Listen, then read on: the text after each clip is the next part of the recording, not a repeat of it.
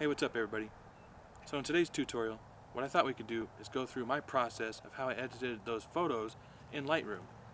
Now if you go to Lightroom's website, which is basically going to be the Adobe Creative Cloud website. So I am not endorsed by Adobe in any way. I just think that this is a great package for beginning photographers. So I just went to Google, typed in Adobe Creative Cloud, Photoshop, and Lightroom.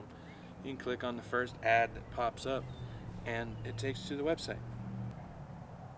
Now, something that I like is if you just click right here on Lightroom, you're able to try this out for free for 7 days, and then if you feel committed, it's only $9.99 a month. So again, the photography plan, you get Lightroom and Photoshop plus 20 gigs of storage. That's a pretty good deal, especially for budget photographers and beginners starting out. So what I thought we could do is we can go and take a beginner's approach and use Lightroom to enhance your photography and take it to that next level. This is just my approach to my type of workflow of how I think a beginner can use Lightroom to enhance their photography and take their creativity to the next level. Check out this tutorial and I hope you enjoy it. So I thought what we would do today is go through my process of how I edit photos in Lightroom, and that way you can check out my workflow. Before we get started, I would like to state at this moment that this is for beginners. It would be better suited for those who have never been in Lightroom before, ever, but it is still good information for those who are still at their beginning levels. I'm pretty sure that we can all learn at any stage of our development, and so if you do want to hang out and check out my workflow, then that's good too. So let's go ahead and get into Lightroom. I took some photos the other night in the snow, and you can check out that video. I'll put the link in the description below. But that night it snowed, and I went outside around 9:30 p.m. It was really dark, and I took some low light photos with some long exposures, and yeah, so it was fun. So let's go through that process and I'll show you how I did that. So over here, let me first point out that if you want to expand your workspace as much as you can, you don't want to be limited in space. So these little arrows on the side, this one's already been popped out, but if I click on it, then it's going to scoot over. Same with here up the top. That one's already hidden, but if I hover over it now, my menu appears. If I click on that arrow, then my menu will stay there. So if I click on both of these, now you see that my workspace has been limited because of other settings that are being shown. So again, I usually click on those arrows to get rid of it, to expand your workspace. We want to import photos, so that's going to happen over here on the left hand side. We'll go over here and click on import, and I don't know if I want to bring in all my photos, but let's just find the ones I need. So I'm going to click right here to uncheck all. As all these photos load in, I'm pretty sure the ones I took are the last ones on this card. So we'll just go down there. At this moment, I'm at the mercy of a slow computer. And that's why it is imperative that you try to get a computer with lots of memory, good, decent processor. Okay, so I did some light painting. We'll take a look at those. I'm going to check mark the ones that I want. I did take these, might as well grab them. I'm going to grab a few here.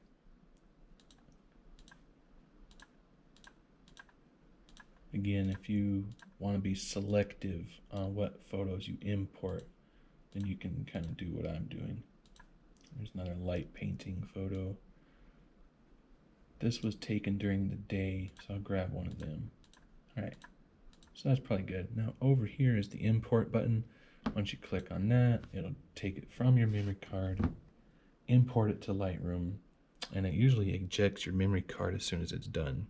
So then you can put your memory card back in your camera, because you will forget to do that. So make sure to not leave your memory card in your computer before you go back out on a photo shoot. There it said it, okay, ejected card after import. So from here, you can click on which one you want to manipulate. I'm just going to start with the first one. I'm going to come up here and hover over this drop down arrow, and I'm going to come over here and select develop. Now, as I was saying that you want to expand your workspace, again, you can see these tips and other videos on the internet, but if you click right here, you can drag your meters and expand them out. Give yourself more working space on your editing process. Yes, it takes away from the photo, but you can always hit L on your keyboard and it takes the lights out. You can push it twice and then you are able to look at your photo. So pushing L a third time takes you out of that. Now, all these pictures are shot in RAW, which is another suggestion that I would suggest for anybody who's beginning at this. You need to be shooting in RAW, okay? Shooting in JPEG, you're limited. When you get into here, you get into your exposures, contrast, highlights, shadows, whites, and blacks. You're not going to be able to manipulate it as much as if you were in RAW format. So again, RAW format. Don't be shooting in JPEG. JPEG's fine, but yeah, we want to be pros, right? So if you want to be a pro, you need to switch your gear and make your settings placed on RAW format. So the very first photo I took was a 30-second exposure. Automatically, I can see that the street light, which is over here somewhere, is just blasting that orange light across the place. And I do want to fix that.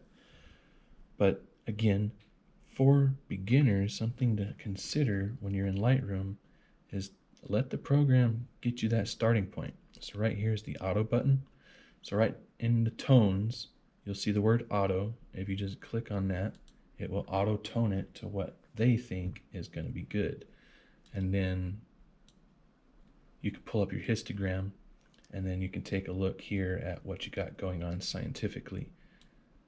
So it's a good starting point. You don't always have to do that. Sometimes it'll adjust things you don't want to be adjusted, and as you get used to it, you'll get your own groove. You won't have to use the auto button anymore. But for starting out, yeah, hit that auto button. Now, at this point, I'm going to kind of just start playing with the meters, and so I suggest that you do the same when you're in Lightroom.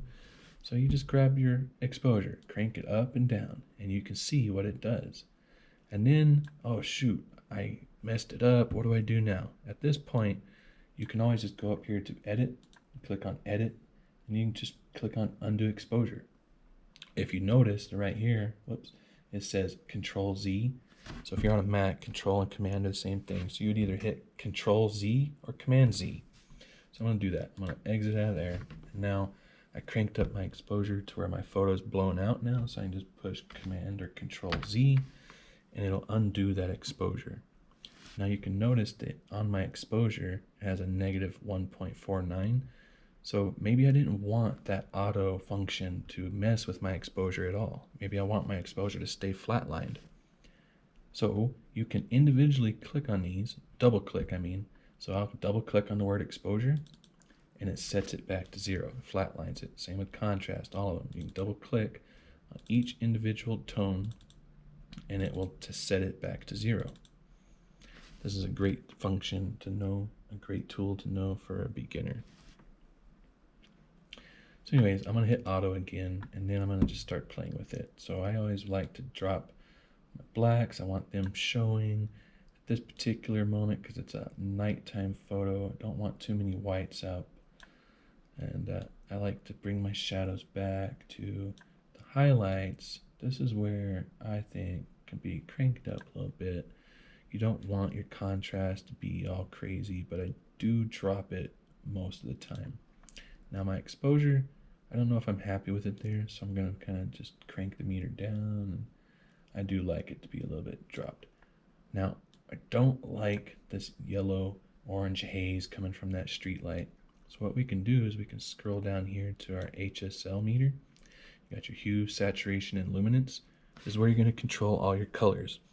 So if you're new at this and you're beginning and you are wondering how a photo that you take looks so normal, but then you see somebody else who has the same photo and it's just popping with extravagant colors all over the place, this is what they're messing with.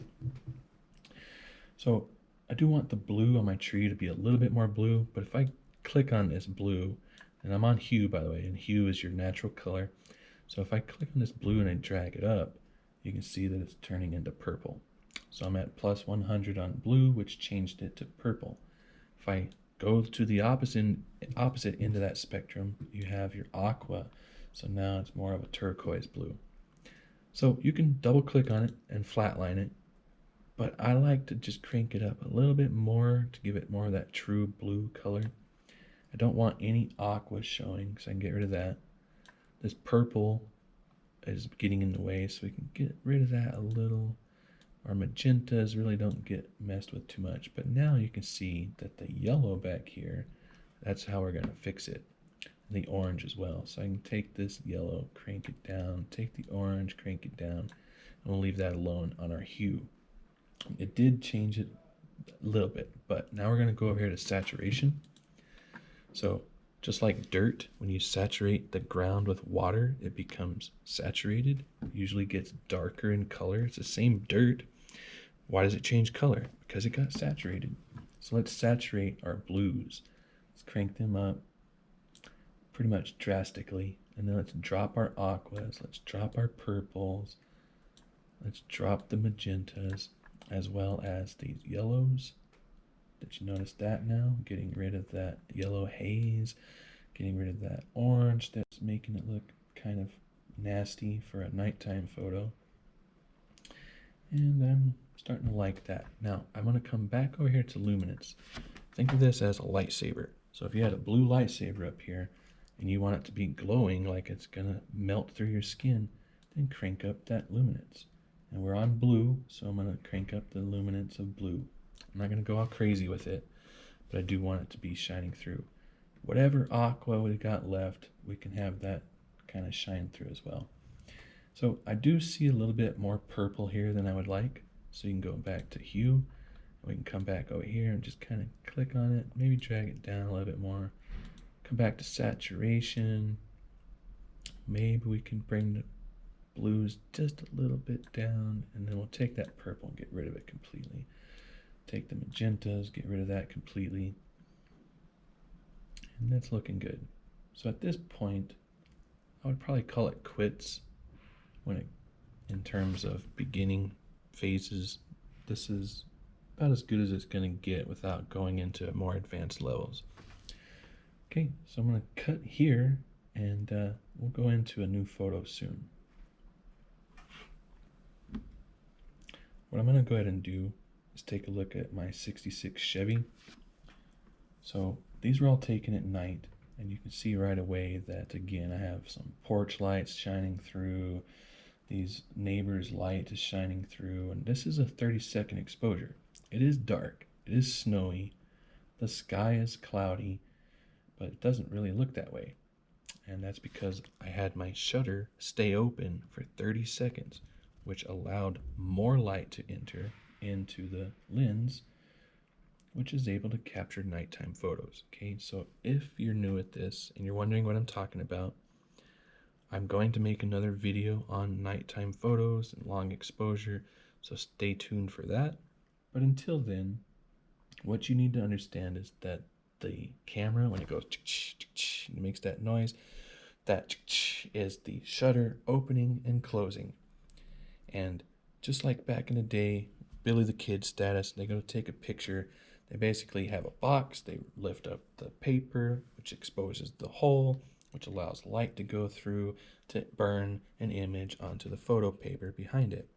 And the longer you leave that hole open, more light's going to keep going in. And eventually, too much light, you're going to get something that looks like this. So I'm going to crank my exposure up all the way, and that's basically what it would look like. So if you ever see a photo like this, you have too much light coming into your camera lens.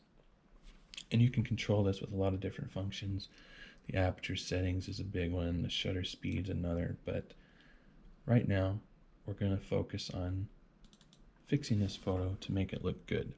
Okay, so just like last time, I'm going to go ahead and hit that auto button to see what Lightroom thinks is the best. And I think I have a better angle, so I'm going to pick a different picture. I got a little bit closer. Is this one good? Yeah, there we go. You can see from here, let me hit that auto button and turn the lights off. So I put my Ulanzi light in there with a blue filter, put it in my cab, and that's where that blue glowing light's coming from.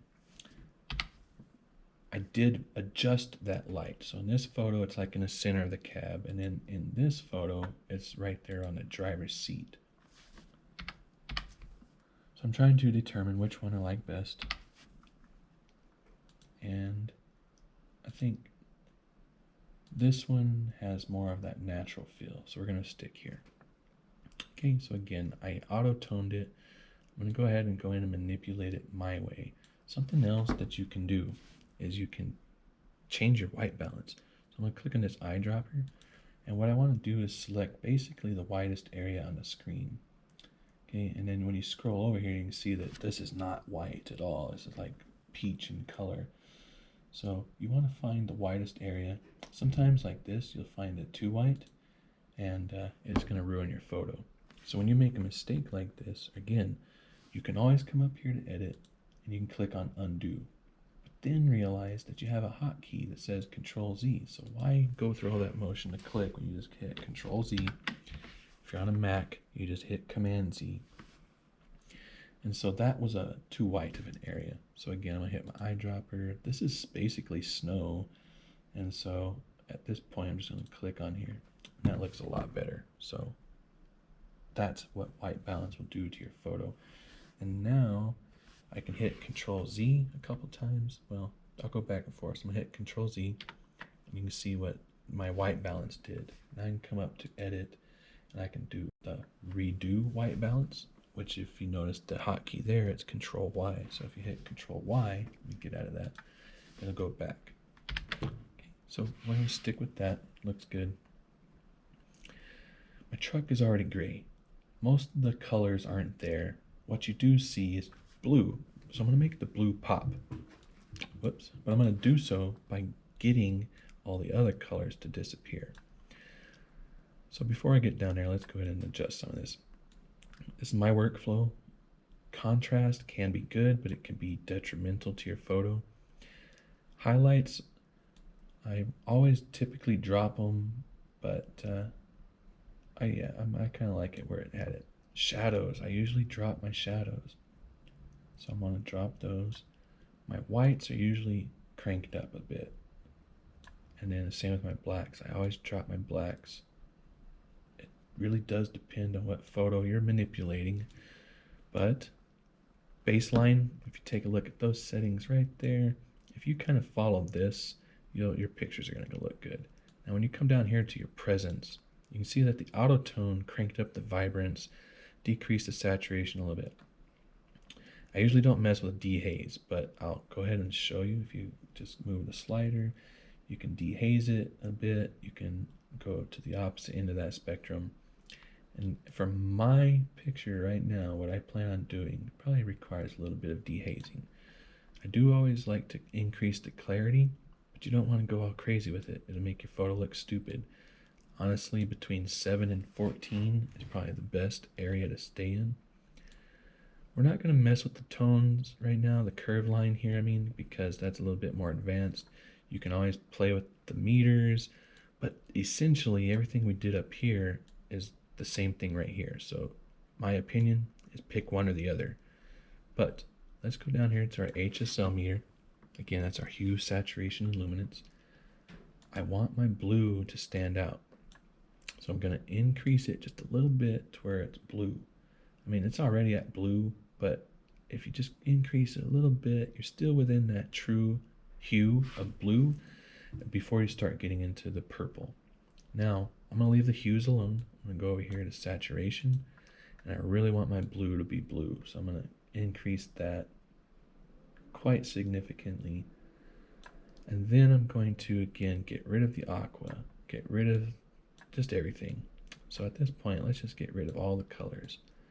Our saturation, getting rid of all the colors here. There's other ways of making a photo black and white, but I didn't want the photo to necessarily be black and white. And so this is my workflow. Again, your luminance, this is your lightsaber. So if we got a blue lightsaber in there and we want it to glow a little better, crank that up. Again, don't do too much of it because it can look stupid. But at this point, I'm pretty much done with my photo. And now you have basically a grayscaled photo with the color blue popping out of the window. I think it looks pretty cool. So if you made it this far, then that means you're slightly interested in all this, or that you support me. And if you want to support me further, it really would be great if you could hit that like button down here, that thumbs up. What it does is it helps my channel grow. You can consider hitting that subscribe button as well, the one down here that's red. If you hit the bell that pops up next to it after subscribing, you'll be notified of when I post new videos. And I do plan on posting a good consistent amount of videos, and the trend seems to be every Sunday. And so if you want to come along for the ride, then I'll see you in the next one. If you're new to photography or have a passion for filming and you're at a beginning level, then this channel is for you. Take a look at my other videos here. I do plan on posting more. And so if you want to come along for the ride, do consider hitting that like and subscribe button, and I'll see you in the next one.